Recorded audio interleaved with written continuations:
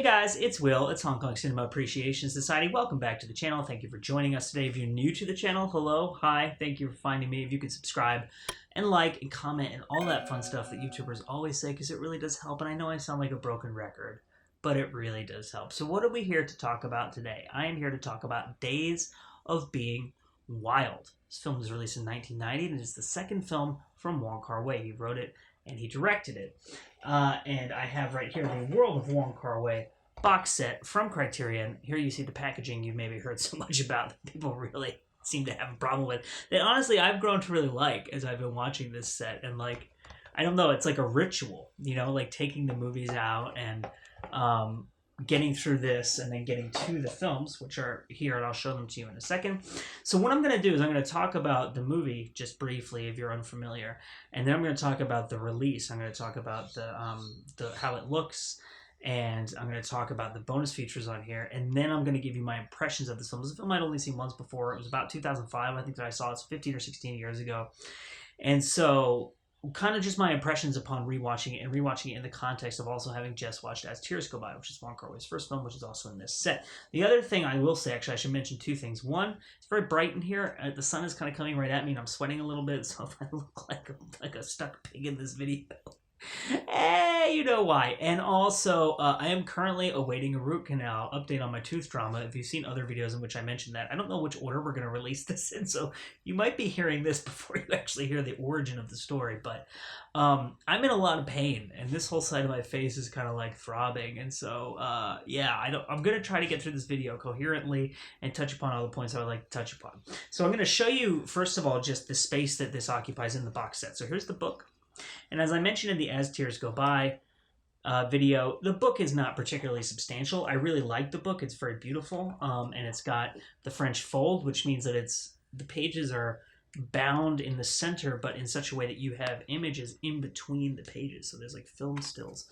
That was a bad page to show you because it's a very dark one. But there's film stills within the book, which is, I think it's really cool. It's kind of this like mystery thing where you have to like go and investigate what's going on in there. But the section that Days of Being Wild occupies is right here. So there's like the little intro page, and then here you have so like a little paragraph about it, and then like the main players over there, like credits basically. And then this is the case that houses the films, in case you're unfamiliar with that. If you missed my unboxing or many of the other unboxings that are on YouTube, this is a pretty popular set from what I'm seeing, because it's shown up on like a lot of YouTube channels of all kinds of like film fans, and not even people who are just covering Hong Kong or Asian cinema. So you can see it's right next to Chungking Express there, sharing a little real estate. So I'm going to put these just right here because I'm not sure where else I should be putting them. And so just to give you a brief little bit about this film, like I said, it was released in 1990. It's set in 1960. It stars Leslie Cheung, Maggie Cheung, Andy Lau, Jackie Cheung, Karina Lau, and it's kind of this. It's just kind of about this world these people inhabit. It's very character driven, and it's about this young kind of playboy played by Leslie Cheung, who's in and out of love with these different women, Maggie Cheung, Karina Lau, and various other people. And Andy Lau plays a police officer who the Maggie Cheung character meets, and he kind of becomes involved in the story that way. And Jackie Cheung is a friend to the Leslie Cheung character, actually kind of in the same way that he's a friend to the Andy Lau character in As Tears Go By. And these people are just kind of living their lives. And it's a very observational film, and it's a film where there are large sections in which there's not a lot of drive in the plot. It's really just characters hanging out, talking to each other, living their lives. And this is a film that a lot of people will point to as like the origin of Wong Kar-wai's style as a filmmaker. In a lot of ways, yeah, you have to say that that's true. I would disagree with that in part. I'm going to do a different video where I compare this to As Tears Go By, and I talk about that notion of Wong Kar-wai's voice as a filmmaker. I'm going to talk about the auteur theory. I'm going to talk about Andrew Lau, who shot As Tears Go By. I'm going to talk about Christopher Doyle, who shot this film. This is Wong Kar-wai's first film with Christopher Doyle, and as you know, they had a very, very fruitful partnership, and his cinematography is one of the things that people really love about the Wong Kar-wai films, and so all of that will be addressed in a different video. So what I'm going to talk about now is the release from Criterion. The film looks absolutely incredible. There is a green tint to it. So this is from a new scan from, the original sources. And people have complained about this green tint. And Wong Kar-wai, I believe, said that the green tint is there because it was something that happened while they were getting the films ready for the release that he just really liked. And so he left on there. Now, there are 2 interviews on the disc here. One is with Christopher Doyle, cinematographer, and one is with Maggie Cheung. Maggie Cheung interview is about 4.5 minutes, and it's audio only. And the Christopher Doyle interview is about 11 minutes. And Christopher Doyle says, oh, it's actually a talk, I think, that Christopher Doyle gave. And they cut it down to 11 minutes so that it only pertained to this film because it's on this disc, right? And in that talk, Christopher Doyle says that he and Wong Kar-wai were actually going for a really, really green look for this film. And so the fact that the green tint is on there, I don't think really bothers me. Like, there's green costumes, there's green locations, there's green paint on the walls, there's green lights. You know, like, I don't think that I would notice that they had made this film more green if I didn't know. Like, they even used a green filter on the camera, right? This is a very green movie. Almost like Amelie, if you're familiar with Amelie. This is very, very green, too. It has kind of like a similar thing going. This is less, I would say, like, deliberately artificial than Amelie. But it has kind of a similar thing going on. So the interview with Chris Doyle is really, really interesting. He goes through kind of his partnership with Wong Kar-wai and how they met, and like what they like. He said that they never talked about the movies while they were making them, which I thought was really interesting. In part because there wasn't a script. Now, I've seen Wong Kar-wai in person speak, and he said it's not true that he doesn't write scripts, but he doesn't have a script before they start shooting the movie.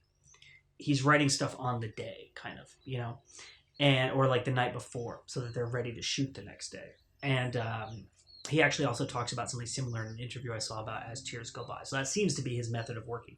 And so Chris Doyle said they would talk about like literature, they would talk about books. Now I'm going to talk about literature and the influence on this film that I see from literature in a minute.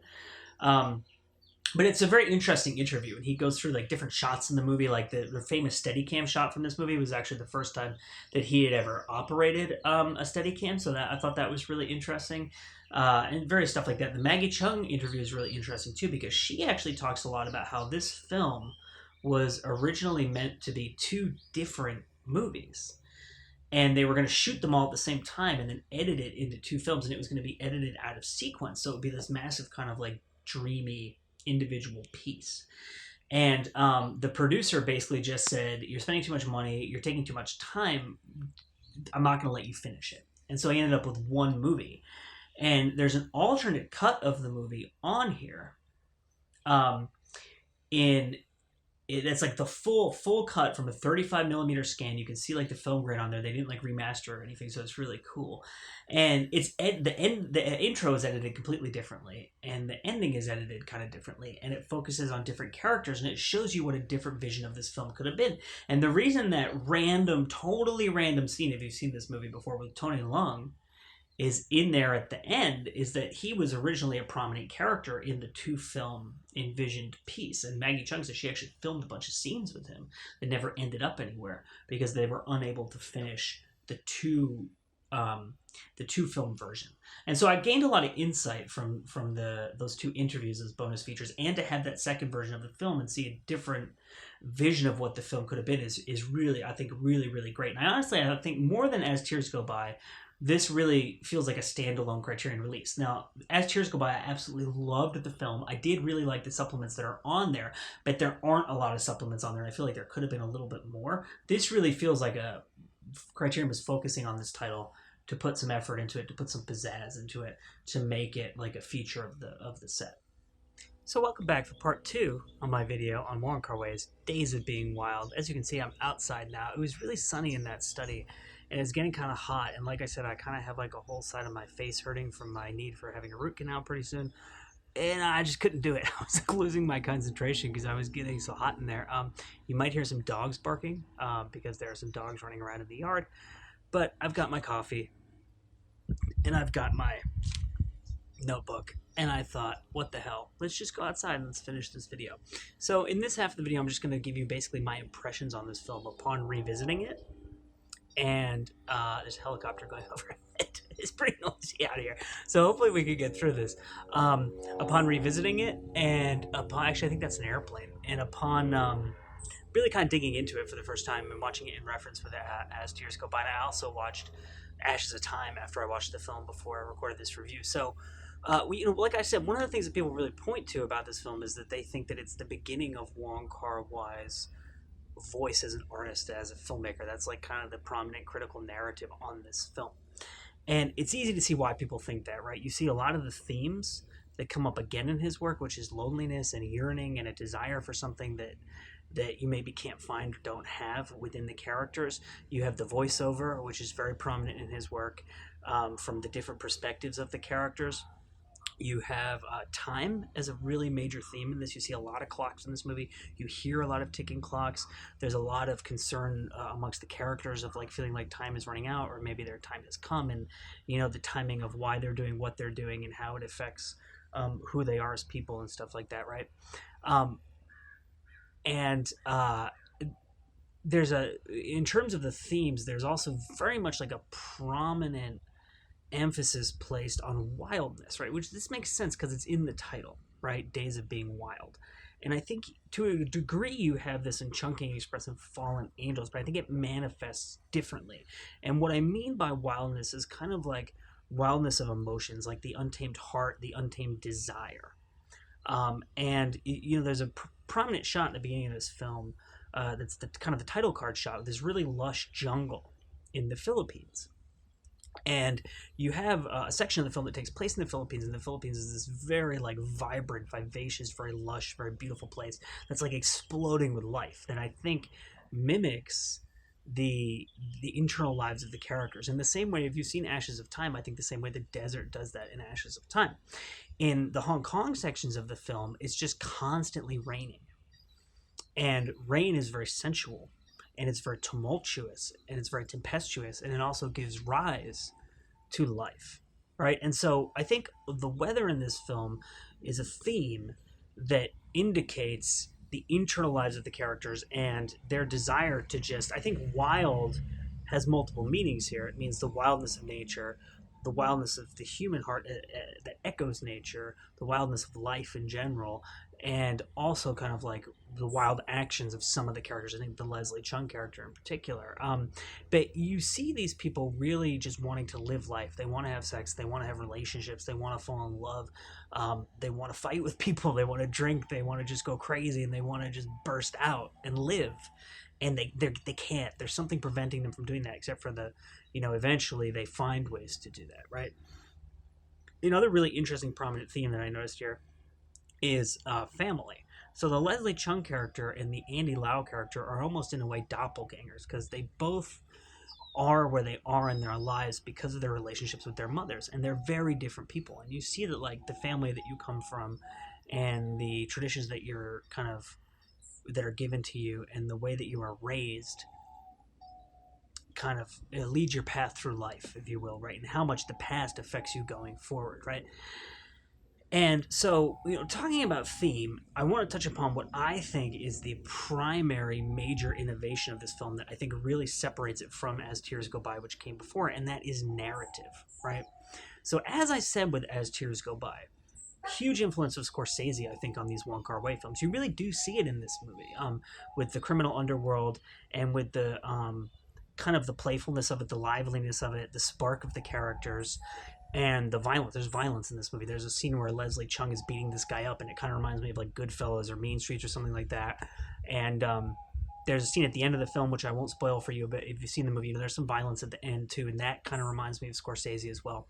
A lot of Godard influence in this one, especially with the voiceovers and the kind of the criminal underworld, but also the fact that they're just kind of drifting through life, having sex and hanging out and like listening to music. Really reminded me of Band of Outsiders in particular, but Godard in general, those 60s Godard films, especially like the early to mid 60s stuff. And so what the added ingredient here, which is, I believe, what feels like what gave rise to the innovations in narrative, is literature. So Christopher Doyle talks about how when he first met Wong Kar-wai, this is in the interview that's on the disc, the thing that really bonded them was the fact that they grew up reading a lot of the same books. And in particular, he mentions Julio Cortázar. Julio Cortázar wrote this really incredible book called Hopscotch, which is one of my favorite novels. My wife actually gave it to me when we first met. And there are two ways that you can read Hopscotch. You can read it straight through as a regular narrative from the very beginning until like 2/3 of the way through, and then it ends, right? And there's extra stuff at the end. The extra stuff at the end is extra chapters if you want to read it the second way. The second way you can read that book is you can read the first chapter, and at the end of the first chapter, it has a number. That's a chapter number, and you go to that chapter next. Say it's like chapter 35. At the end of chapter 35, it'll have another chapter number, say it's like 12. Then you jump back, and you jump all over the book until you get to the end. That innovation in narrative and that novelistic structure and novelistic storytelling in general, I think, is really prominent in Days of Being Wild, because it seems like the film is about Leslie Chung and his relationship with Maggie Chung, and then he meets Karina Lau, and then all of a sudden the Andy Lau character shows up, and it's like, woo, there's like a turn, and the movie's like, no, we're going this way now. And it comes back, and it goes back, and it doesn't follow that cinematic, traditional mainstream commercial cinematic structure of one character's journey plus the characters who kind of the peripheral characters who go on that journey with them. It's about everyone's journey, and I think that ties into the themes of the wildness of life and how all these people's lives affect one another, and also time and the pressure of time on people's lives as they move through life.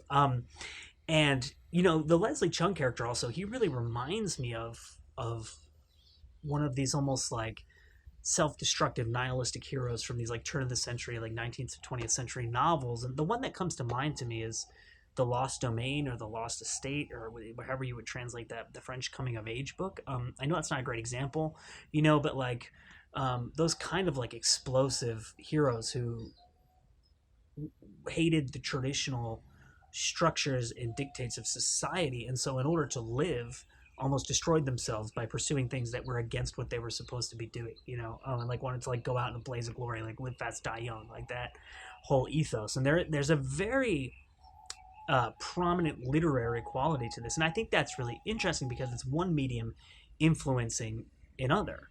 And this is a very, very visual film with lots of incredible camera work, and it's very much a cinematic film in that it deploys in every instance possible and really plays with the unique language and form of cinema, but is influenced by literature. Now, one other thing I would say that I think is really interesting is that Christopher Doyle talks in his interview about how Wong Kar-wai really emphasizes music, and music as a way to express the rhythms of life, and how he wants to make films about the ways that people live in terms of the rhythm, not only of their day-to-day lives, but the rhythm of their kind of circadian rhythms, and also their rhythms as a human, and how they move and how they interact with people and stuff like that. And he would play pieces of music and be like, I want to articulate this in this scene, which is a very abstract association to make. It's not, with literature you have words and you can say, okay, this exact thing I want to try and do. With music, it's like, how do I take this mamba or whatever, right,